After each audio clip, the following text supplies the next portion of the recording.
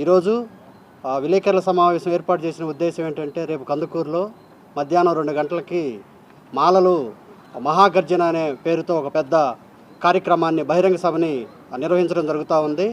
కనుక ఏదైతే supreme court August 1వ తారీఖున ఆ రాష్ట్రాలు వర్గీకరణ చేసుకోవచ్చు, అలానే క్రిమిలేయర్ విధానాన్ని ఎస్సీ కులాల్లో కూడా అమలు చేసుకోవచ్చు అని ఏదైతే తీర్పు ఇచ్చిందో, ఆ తీర్పును నిరసిస్తూ యావత్ మాల జాతి అంతా కూడా ఉమ్మడి ఆంధ్ర రాష్ట్రంలో, అదేవిధంగా దేశంలోని 19 పైగా రాష్ట్రాలు కూడా ఈ వర్గీకరణని, ఈ క్రిమిలేయర్ విధానాన్ని వ్యతిరేకిస్తూ ఉన్నాయి. భారత రాజ్యాంగంలో డాక్టర్ బిఆర్ అంబేద్కర్ గారు పెట్టినటువంటి రిజర్వేషన్లు అన్ని కులాలు, ఈ ఎస్సీ కులాలన్నీ కూడా అంటరానితనం, అస్పృశ్యత, పేదరికం ఇలాంటి పరిస్థితుల్లో కొట్టుమిట్టాడుతున్నారు. వీళ్ళు సమాజంలో మనుషులు మనిషిగా కూడా చూడని సమాజంలో ఉన్నారు. వీళ్ళు ఈ రిజర్వేషన్ ఫలాలు పొంది వీళ్ళు సమాజంలో అందరితో ఒక సుహృద్భావంతో, ఒక మంచి వాతావరణంతో సాటి మనుషులకు గుర్తింపు పొందాలి. అలానే ఆర్థిక